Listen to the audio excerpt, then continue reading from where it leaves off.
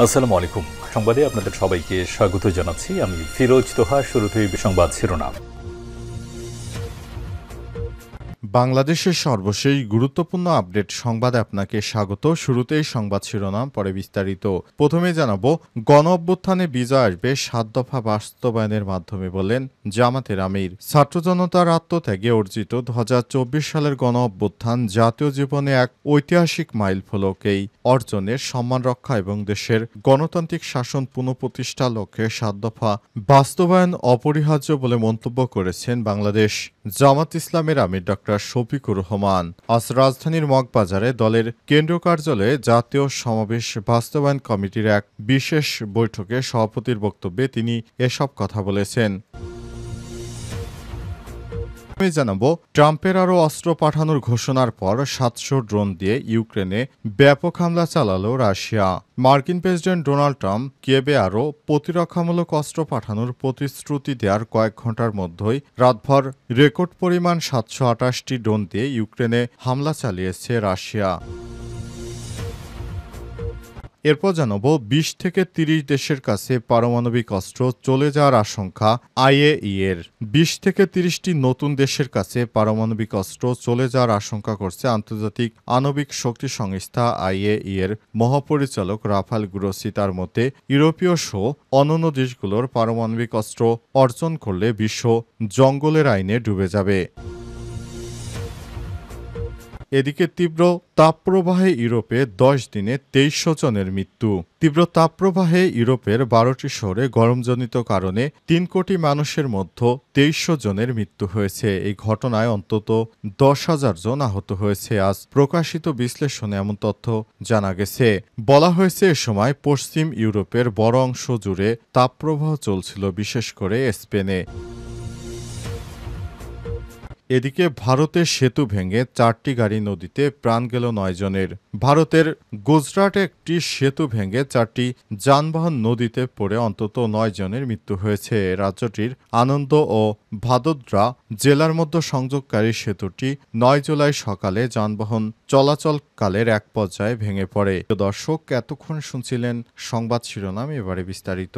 তবে তার আগে বন্ধুরা, অনুরোধ থাকবে এই সংবাদটিতে একটি লাইক দিন।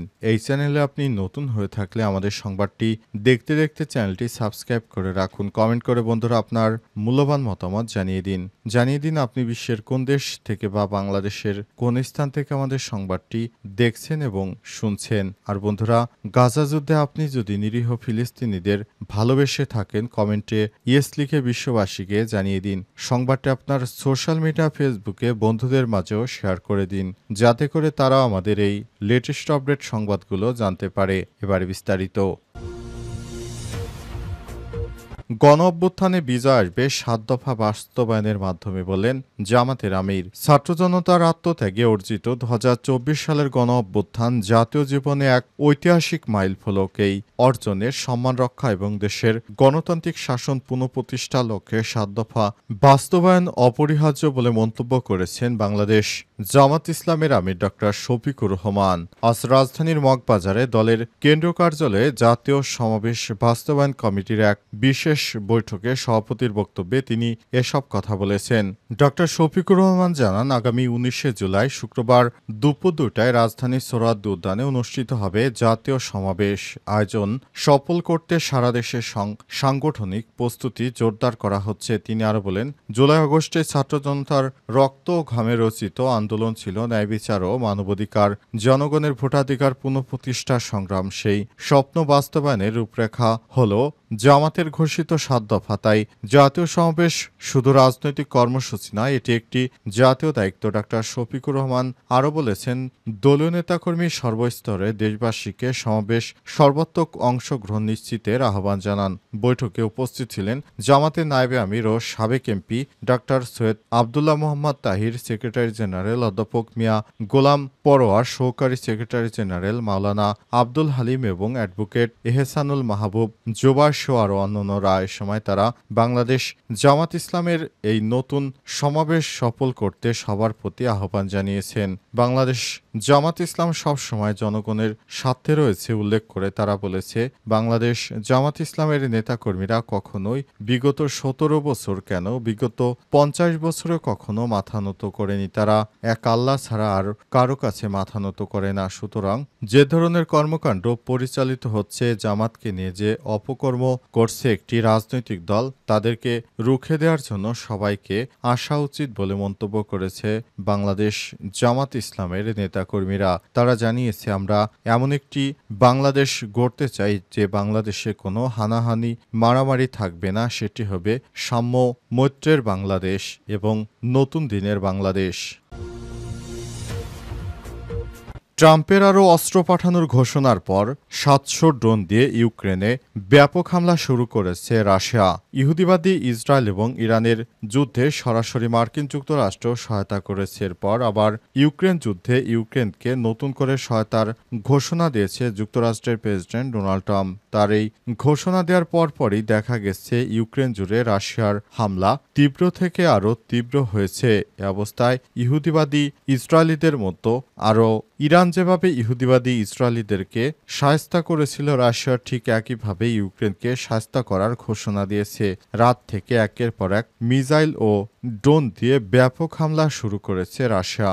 রাশিয়ার পররাষ্ট্রমন্ত্রী সের্গেই ল্যাভরভের এক বিবৃতি থেকে জানা গেছে, ইউক্রেনে তারা একে একে ব্যাপক হারে হামলা বাড়িয়েছে। আগের থেকে প্রায় ১০ গুণ গতি বাড়িয়েছে হামলার। এই সব হামলায় ইউক্রেনের বিভিন্ন গুরুত্বপূর্ণ স্থাপনা ধ্বংস হয়ে যাচ্ছে, যা রাশিয়ার হামলায় ইউক্রেন নাকানি চোবানি খাচ্ছে। অবস্থায় ইউক্রেনের অবস্থা খুবই খারাপ হয়ে পড়েছে। ইউক্রেন মনে করেছিল তাদের ন্যাটোদের সহযোগিতায় রাশিয়াকে তারা নাকানি চোপানি খাওয়াতে পারবে, কিন্তু শেষ পর্যন্ত দেখা গেল ইউক্রেনকে এবার চরম শিক্ষা দিতে শুরু করেছে রাশিয়া। রাশিয়ার এক একটি হামলায় ইউক্রেনের সমস্ত স্থাপনা গুঁড়িয়ে দেওয়া হচ্ছে। ২০ থেকে ৩০ দেশের কাছে পারমাণবিক অস্ত্র চলে যাওয়ার সম্ভাবনা রয়েছে বলছে আইএইএ। ২০ থেকে ৩০টি দেশের কাছে পারমাণবিক অস্ত্র চলে যাওয়ার আশঙ্কা করছেন আন্তর্জাতিক আণবিক শক্তি সংস্থা আইএইএ এর মহাপরিচালক রাফায়েল গ্রোসি। তার মতে ইউরোপ সহ অন্যান্য দেশগুলোর পারমাণবিক অস্ত্র অর্জন করলে বিশ্ব জঙ্গলের আইনে ডুবে যাবে। পোল্যান্ডের রেসপোসপোলিটা সংবাদপত্রের সঙ্গে এক সাক্ষাৎকারে তিনি বলেছেন, যদি ইউরোপীয় দেশগুলো এগিয়ে যায় এবং পারমাণবিক অস্ত্র বিস্তাররোধ চুক্তি লঙ্ঘন করে, তাহলে আমরা শীঘ্রই এমন একটি পৃথিবীতে নিজেদের খুঁজে পাব যেখানে ২০ থেকে ৩০টি দেশের কাছে পারমাণবিক অস্ত্র থাকবে। গ্রোসি উল্লেখ করে বলেছেন, অনেক এশীয় দেশ এবং উপসাগরীয় দেশের সঙ্গে সমগ্র পশ্চিম ইউরোপের এই ধরনের অস্ত্র তৈরির সক্ষমতা রয়েছে। তিনি ব্যাখ্যা করে বলেছেন, আমরা জঙ্গলের আইনে ফিরে যাব। প্রতিটি মানুষ কেবল নিজের জন্য এই ক্ষেত্রে পারমাণবিক প্রতিরোধ অকার্যকর হয়ে পড়বে এবং অস্ত্রগুলো শেষ পর্যন্ত ব্যবহার করা হবে। ২০২৫ সালের মার্চে গোড়ার দিকে ফরাসি প্রেসিডেন্ট ইমানুয়েল ম্যাক্রো বলেছিলেন, প্যারিস ইউরোপ মহাদেশের সুরক্ষার জন্য ফ্রান্সের পারমাণবিক প্রতিরোধ ক্ষমতার সম্ভাব্য ব্যবহার সম্পর্কে অন্যান্য ইউরোপীয় দেশগুলোর সঙ্গে আলোচনা শুরু করতে প্রস্তুত। পোল্যান্ড সহ বেশ কয়েকটি ইউরোপীয় দেশ ম্যাক্রোর প্রস্তাবে আগ্রহ প্রকাশ করেছে। ৭ই মার্চ পুলিশ প্রধানমন্ত্রী ডোনাল্ড টাস্ক ফরাসি পারমাণবিক ছাতা উদ্যোগে অংশগ্রহণের মাধ্যমে পারমাণবিক এবং অন্যান্য অপ্রচলিত অস্ত্রের নিয়ন্ত্রণ পাওয়ার জন্য তাদের আকাঙ্ক্ষার কথা ঘোষণা করেছিল। তীব্র তাপপ্রবাহে ইউরোপের ১০ দিনে ২৩০০ জনের মৃত্যু।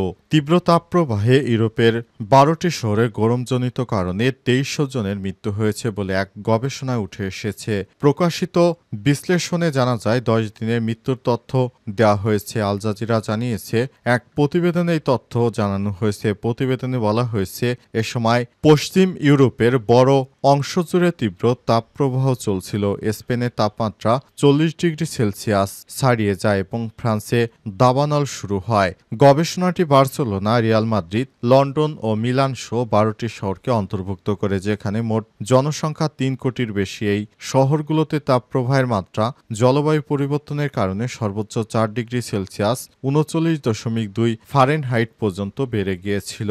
ইম্পেরিয়াল কলেজ লন্ডনের গবেষক বেন ক্লার্ক আরও বলেছেন, জলবায়ু পরিবর্তন বিশ্বকে আগের চেয়ে উল্লেখযোগ্যভাবে আরও গরম করে তুলেছে এবং পরিস্থিতি অনেক বেশি বিপজ্জনক করে তুলেছে।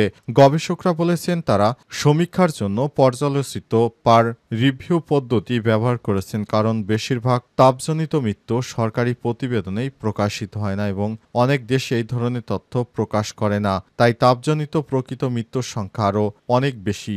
ইম্পেরিয়াল কলেজ লন্ডনের প্রভাষক গ্যারি ফালোস কনস্টান্টোডিস বলেছেন, তাপমাত্রা যদি 2 বা 4 ডিগ্রি বেড়ে যায় তাহলে হাজারো মানুষের জন্য জীবন মৃত্যুর পার্থক্য তৈরি করতে পারে। এই কারণে তাপপ্রবাহকে বলা হয় নীরব ঘাতক।